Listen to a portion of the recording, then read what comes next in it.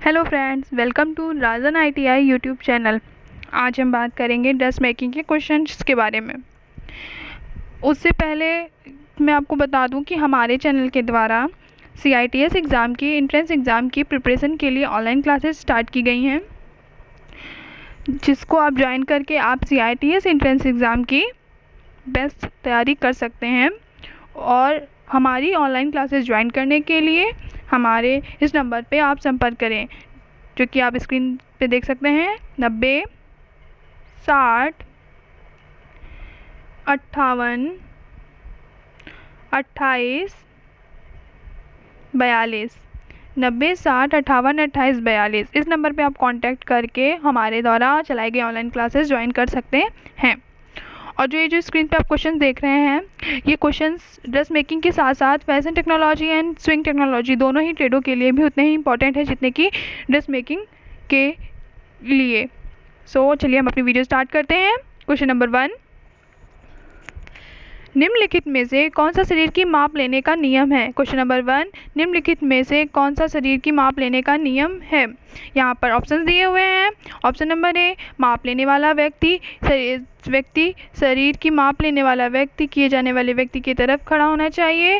व्यक्ति को माप लेते वक्त नीचे की तरफ नहीं देखना चाहिए। 36 माप लेने के दौरान टेप को मुड़ने ना दें। इनमें से सभी। तो इसमें राइट आंसर, क्वेश्चन नंबर 1 का राइट आंसर क्या होगा? ऑप्शन नंबर डी, इनमें से सभी। चलिए क्वेश्चन नंबर 2 देखते हैं। पोशाक में निम्नलिखित प्रकार की रेखाओं में से कौन सा ऊंचाई का भ्रम पैदा करता है? ये जो लाइनें होती है, इसमें से कौन सी लाइन होती है जो कि जो हमारी ड्रेस होती है उसमें लंबाई ऊंचाई का भ्रम पैदा करती है? तो यहाँ पे ऑप्शन दिए हुए हैं। ऑप्शन नंबर ए, विकर्ण की रेखा diagonal line. Option number B, क्षैतिज रेखा horizontal line. Option number C, ऊर्ध्वाधर रेखा vertical line. Option number D, घुमावदार रेखा कर्व लाइन। तो यहाँ पे क्वेश्चन नंबर 2 का राइट आंसर क्या होगा? क्षैतिज रेखा, मतलब हॉरिजॉन्टल लाइन। हॉरिजॉन्टल लाइनें जो होती हैं वो हमारे पोशाक को ऊंचाई का भ्रम पैदा करती हैं। क्वेश्चन नंबर 3,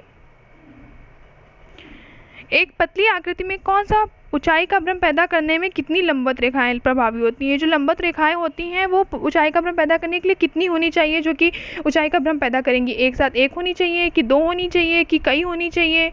मतलब यही बताना है। इस क्वेश्चन में यही पूछा गया है कि कितनी लाइनें होनी चाहिए, 36 रेखाएं, लंबवत रेखाएं, जो कि हमारे जो पोशाक है उसमें ऊंचाई का भ्रम पैदा करे। तो क्वेश्चन नंबर 3 का राइट आंसर क्या होगा? क्वेश्चन नंबर 3 का राइट आंसर होगा ए, सिंगल लाइन। सिंगल लाइनें अगर होंगी तो वो हमारे शरीर को, उस शरीर में ऊंचाई का भ्रम पैदा करेंगी। लंबवत रेखाएं जो होती हैं वो सिंगल सिंगल हों तो वो हमारे शरीर में ऊंचाई का भ्रम पैदा करती हैं। क्वेश्चन नंबर 4, तो क्वेश्चन नंबर 4 का राइट आंसर क्या होगा? बी, मैंने पहले भी बताया, फिर से बता रही हूँ, हॉरिजॉन्टल लाइन, क्षैतिज रेखाएं। चलिए आगे बढ़ते हैं। क्वेश्चन नंबर 5, निम्नलिखित में से कौन सा पोशाक में क्षैतिज रेखाओं पर जोर देता है? ऑप्शन दिए हुए योक्स। ऑप्शन नंबर बी, चौड़ी पेटी। ऑप्शन नंबर सी, विस्तारित कंधे। ऑप्शन नंबर डी, इनमें से सभी। तो क्वेश्चन नंबर 5 का राइट आंसर क्या होगा? इनमें से सभी। क्वेश्चन नंबर 5 का राइट आंसर होगा इनमें से सभी। ये जो पोशाक की क्षैतिज रेखाओं पर जोर देते हैं, योक, चौड़ी पेटी, विस्तारित कंधे, ये तीनों ही जोर देते हैं। तो इसमें राइट आंसर होगा ऑल ऑफ दीज। चलिए क्वेश्चन नंबर 6 देखते हैं।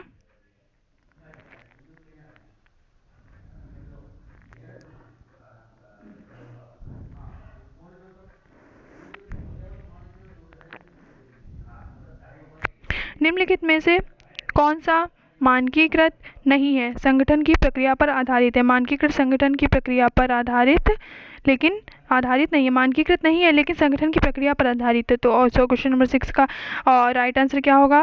परिधान लागत का निर्धारण। ऑप्शन नंबर बी, शरीर के अंगों पर माप लेना। ऑप्शन नंबर सी, सिलाई संचालन। ऑप्शन नंबर डी, इनमें से सभी। तो क्वेश्चन नंबर 6 का राइट आंसर होगा ऑप्शन नंबर ए, परिधान की लागत निर्धारित करना। चलिए आगे देखते हैं। क्वेश्चन नंबर 7, निम्नलिखित में से शब्दों में से कौन सा कंधे या गर्दन बिंदु के लिए दिए गए शरीर की माप को बस्ट की नोक तक संदर्भित करने के लिए प्रयोग किया जाता है? ऑप्शन दिए हुए हैं bust line. Option number B, bust point की ऊंचाई। ऑप्शन नंबर सी, कमर। ऑप्शन नंबर डी, इनमें से कोई भी नहीं। तो क्वेश्चन नंबर 7 का राइट आंसर होगा बस्ट पॉइंट की ऊंचाई। क्वेश्चन नंबर 7 का राइट आंसर होगा option number B, bust point की ऊंचाई। क्वेश्चन नंबर 8 देखते हैं। परिधान बनाने से पहले सटीक माप लेने का निम्नलिखित में से कौन सा फायदा होता है? सटीक माप लेने का निम्नलिखित में से कौन सा फायदा होता है? तो क्वेश्चन नंबर 8 का राइट आंसर क्या होगा?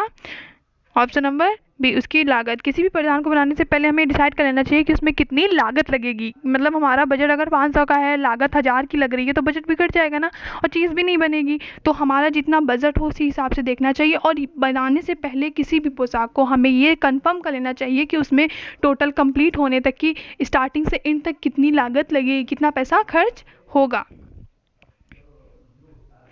चलिए आगे देखते हैं। क्वेश्चन नंबर 9, निम्नलिखित में से कौन सा पैटर्न एक व्यक्ति के वस्त्र के लिए आधारित है? कौन सा पैटर्न है जो व्यक्ति के मतलब वस्त्र के लिए आधारित है? ऑप्शन दिए हुए हैं यहाँ पर, आकृति, व्यक्तित्व, माप, व्यक्ति विशेषता। तो क्वेश्चन नंबर 9 का राइट आंसर होगा डी, व्यक्ति विशेषता। क्वेश्चन नंबर 10 देखते हैं। अतिरिक्त सहायक उपकरण जोड़कर परिधान में निम्नलिखित डिजाइन में से कौन सा डिजाइन बनाया गया है? ऑप्शन दिए हुए हैं यहाँ पर, सजावटी डिजाइन। ऑप्शन नंबर बी, परिधान डिजाइन। ऑप्शन नंबर सी, संरचनात्मक डिजाइन। ऑप्शन नंबर डी, इनमें से सभी, ये तीनों ही। तो क्वेश्चन नंबर 10 का राइट आंसर क्या होगा? बी, परिधान डिजाइन। चलिए आगे देखते हैं। क्वेश्चन नंबर 11, ड्रेस बनाने की प्रक्रिया में निम्नलिखित चरणों में से कौन सा चरण शामिल है? ऑप्शन दिए हुए हैं यहाँ पर, व्यक्ति प्रकार की आवश्यकता। ऑप्शन नंबर बी, मानव आकृति की संरचनात्मक रेखाओं का अध्ययन। Option number C, selection of material, सामग्री का चयन। और option number D, all of these. तो क्वेश्चन नंबर 11 का राइट आंसर क्या होगा? ऑप्शन नंबर डी, इनमें से सभी। ये सभी ही, तीनों ही किसी भी प्रक्रिया को या ड्रेस बनाने की प्रक्रिया में तीनों ही यूज होते हैं। तीनों ही प्रक्रियाएं, तीनों ही मतलब यूज में आते हैं। तीनों ही चीज़ों का हमें ध्यान रखना चाहिए। क्वेश्चन नंबर 12, यहाँ पे ये सीम दी हुई है, इसको देख के बताना है ये कौन सी सीम है। नीचे दी गई छवि में निम्नलिखित प्रकार में से कौन सी सीम को दिखाया गया है? तो यहाँ पर ऑप्शन दिए हुए हैं। Option number A, plain seam. Option number C, cup seam. Option number C, hemmed seam. Option number D, hairline seam. तो यहाँ पे ये कौन सी सीम दिखाई जा रही है? आप जूम करके एक बार देख सकते हैं फिर से। यहाँ पे ये कौन सी सीम है? ये है सादा सीम। ये कौन सी सीम है? प्लेन सीम है। तो क्वेश्चन नंबर 12 का राइट आंसर क्या होगा? ए, सादा सीम। क्वेश्चन नंबर 13, निम्नलिखित सीम में से किसको वेल्ड सीम भी कहा जाता है? ये इस टाइप के क्वेश्चन बहुत ज़्यादा आते हैं कि एक सीम्स के कई नाम होते हैं, तो हमें ये पता होना चाहिए कि जैसे वेल्ड सीम है तो उसको और किसी नाम से क्या जाना जाता है, प्लेन सीम को और किस नेम से जाना जाता है। तो हमें ये इनके 2 बेसिक नेम्स तो ज़रूर पता होने चाहिए, क्योंकि इस टाइप के क्वेश्चन बहुत ज़्यादा आते हैं और क्वेश्चन वही होता है, बस थोड़ा सा राउंड कर दिया जाता है। तो इस चीज़ का बहुत ध्यान रखिएगा कि क्वेश्चन से जो आते हैं उसमें ये चीज़ ध्यान रखिए कि इसको और किस नेम से जाना जाता है, इसको और क्या कहा जाता है, एक्सेट्रा एक्सेट्रा। ओके, तो क्वेश्चन नंबर 13 देखते हैं। क्वेश्चन नंबर 13 में लिखा है, निम्नलिखित में से कौन किसको वेल्ड सीम के भी कहा जाता है? मतलब वेल्ड सीम्स को और क्या कहा जाता है? तो यहाँ पे ऑप्शन दिए हुए हैं। Option number A, left seam. Option number B, फ्रांसीसी seam. Option number C, mock felled फल seam. Option number D, serge seam. तो क्वेश्चन नंबर 13 का राइट आंसर क्या होगा? क्वेश्चन नंबर 13 का राइट आंसर होगा सी, मॉक फ्लैट फल सीम को वेल्ड सीम भी कहा जाता है और वेल्ड सीम को मॉक फ्लैट फल सीम के नाम से भी जाना जाता है। चलिए क्वेश्चन नंबर 14 देखते हैं। निम्नलिखित प्रकार में से किस सीम में से किसको सिकुड़ा हुआ सीम भी कहा जाता है? मतलब सिकुड़ा हुआ सीम जिसको कहते हैं उसको और किस नाम से जानते हैं? सिकुड़ा हुआ सीम भी कहा जाता है। तो इनमें से कोई ऑप्शन दिए हुए हैं। ऑप्शन नंबर ए, फ्रांसीसी seam. Option number B, left seam. Option number सी, काउंटर सीम। ऑप्शन नंबर डी, स्लॉट सीम। तो क्वेश्चन नंबर 14 का राइट आंसर होगा लेफ्ट सीम। लेफ्ट सीम को सिकुड़ा हुआ सीम भी कहा जाता है। चलिए क्वेश्चन नंबर 15 देखते हैं। निम्नलिखित प्रकार के सीम में से कौन सा सिंगल निडल बटरफ्लाई सीम के रूप में भी जाना जाता है? ऑप्शन दिए हुए हैं। सादा seam. Option number B, butt seam. Option number C, pipe seam. Option number D, इनमें से कोई भी नहीं। तो क्वेश्चन नंबर 15 का राइट आंसर क्या होगा? क्वेश्चन नंबर 15 का राइट आंसर होगा ए, सादा सीम। प्लेन सीम को है जो वो हम बटरफ्लाई सीम के रूप में भी जानते हैं। चलिए क्वेश्चन नंबर 16 देखते हैं। निम्नलिखित प्रकार के सीम में से कौन सा कार्टेज सीम के रूप में भी जाना जाता है? यहाँ पे ऑप्शन दिए हुए हैं। Option number A face seam, option number B pipe seam, option number C left seam, option number D counter seam. तो क्वेश्चन नंबर 16 का राइट आंसर क्या होगा? Option number B. ये जो पाइप सीम होती है, ऑप्शन नंबर बी, ये जो पाइप सीम होती है इसको कार्टेज सीम के रूप में भी जाना जाता है। क्वेश्चन ये भी आ सकता है पाइप सीम को किस रूप में जाना जाता है, तो आप याद रख लीजिए पाइप सीम को कार्टेज सीम के रूप में भी जाना जाता है।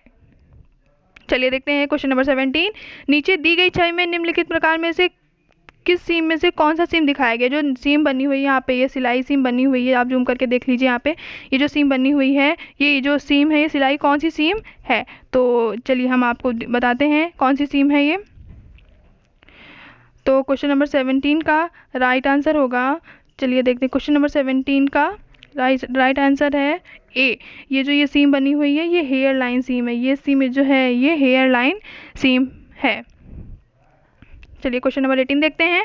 भारी कपड़ों की सिलाई के लिए निम्नलिखित प्रकार में से किस सीम में से किसका प्रयोग किया जाता है? मतलब जो हैवी कपड़े होते हैं, मोटे कपड़े होते हैं, इनके लिए कौन सी सीम का यूज़ किया जाता है? तो क्वेश्चन नंबर 18 में ऑप्शन दिए हुए हैं। Option number A left seam, option number B butt seam, option number C सिकुड़ा हुआ सीम और option number D corded seam. तो क्वेश्चन नंबर 18 का राइट आंसर होगा ए लेफ्ट सीम। ये जो होती है वो मोटे कपड़ों में यूज़ की जाती है। मोटे कपड़े जो होते हैं इनकी सिलाई के लिए क्या कहते हैं? लेफ्ट सीम का प्रयोग किया जाता है, मोटे और भारी कपड़े जो होते हैं। चलिए क्वेश्चन नंबर 19 देखते हैं। निम्नलिखित में से कौन सा एक शीतल संयोजन है? तो क्वेश्चन नंबर 19 में ऑप्शन दिए हुए हैं गुलाबी और नीला, ब्राउन और हल्का पीला, ऑप्शन नंबर सी धूसर और नीला और ऑप्शन नंबर डी संदर्भ पर निर्भर करता है। धूसर मीन्स होता है ग्रेसलेटी कलर। तो क्वेश्चन नंबर 19 का राइट आंसर क्या होगा? क्वेश्चन नंबर 19 का राइट आंसर होगा डी संदर्भ पर निर्भर करता है। मतलब जैसा डिपेंड ऑफ कॉन्टेक्स्ट, कॉन्टेक्स्ट मतलब जैसा कि मतलब उसके संदर्भ पर किस हिसाब से बनेगा क्या है उसके उस पर डिपेंड करता है कि वहाँ के क्या कंडीशंस हैं, उसी हिसाब पे डिपेंड करता है कि हम कौन से कलर रखेंगे, क्या क्या कौन सा कॉम्बिनेशन रहेगा, कूल कॉम्बिनेशन रहेगा कि वार्म कॉम्बिनेशन रहेगा, कैसा कैसा मतलब कॉम्बिनेशन रहेगा, किन रंगों को यूज़ किया जाएगा। चलिए लास्ट क्वेश्चन, क्वेश्चन नंबर 20 देखते हैं। निम्नलिखित में से कौन सा बल और सौंदर्य की रेखा के रूप में जाना जाता है? ये क्वेश्चन बहुत इंपॉर्टेंट है। मैंने जितनी भी वीडियोस बनाई हैं उसमें से जितनी भी क्वेश्चंस वीडियोस में बताए हैं उनमें से ज़रूर आप देखेंगे तो एक क्वेश्चन ये वाला आया होगा उनमें भी कि निम्नलिखित में से कौन सा बल और सौंदर्य की रेखा को रूप में जाना जाता है। तो यहाँ पे ऑप्शन दिए हुए हैं। ऑप्शन नंबर ए घुमावदार रेखा, ऑप्शन नंबर बी सीधी लाइन, ऑप्शन नंबर डी स्पर्श रेखा, ऑप्शन नंबर डी इनमें से कोई भी नहीं। तो क्वेश्चन नंबर 20 का राइट आंसर क्या होगा? ऑप्शन नंबर डी इनमें से कोई भी नहीं। ये जो सौंदर्य बल और सौंदर्य की रेखा होती है इनमें से कोई भी नहीं है। तो ये थी हमारी आज की वीडियो। अगर हमारी वीडियो आपको पसंद आई तो इसे लाइक और शेयर करना ना भूलें और हमारे चैनल को सब्सक्राइब करना ना भूलें। Thank you for watching my video.